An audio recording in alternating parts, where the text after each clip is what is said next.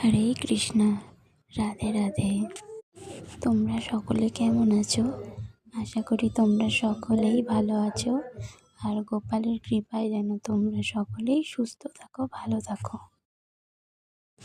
আর আজকে আমার first time mini blog করা, তাও আবার ভয়েস দিয়ে।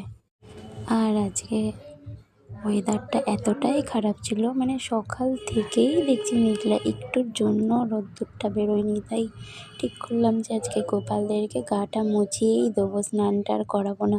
আর অবশ্য আমাদের ঘরে সন্তান থাকলে তাদেরকে কি আমি স্নান করাতাম? কি করাতাম না, বা ওরাও ঠান্ডার কারণে করতে চাইতো না। আর গোপালরা তো আমাদের সন্তানই, আমাদের যেমন ঠান্ডা লাগে ওদেরও তো ঠান্ডা লাগে। তাহলে কিভাবে ওদেরকে স্নানটা করাবো? ওরা তো আমাদের সন্তান, সন্তান রূপেই মানি, সন্তান রূপেই ওদেরকে সেবা করি। আর এইদিকে একে একে ওদের সকলের গা হাত পাগুলো মুছিয়ে নিলাম, তারপরে একে একে জামা কাপড়গুলো পরিয়ে নিলাম।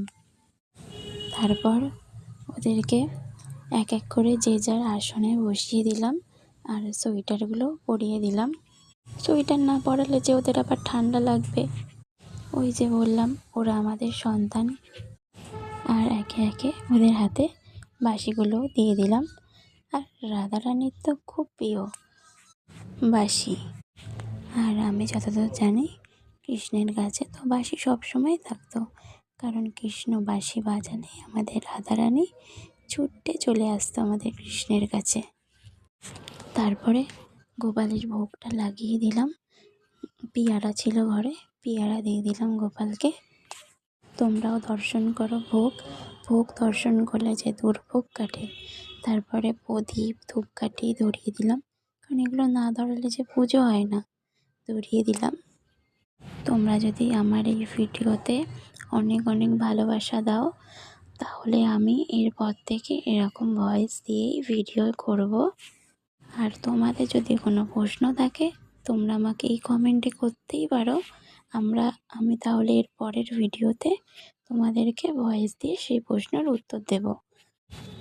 তারপর একটু আরতি করে নিলাম, যেহেতু ওরা ভোগ গ্রহণ করবে, তাই জন্য ওদের হাত থেকে বাঁশিগুলো এক এক করে সরিয়ে দিলাম, দিয়ে ওদেরকে ভোগ দর্শন করার জন্য বলে গেলাম।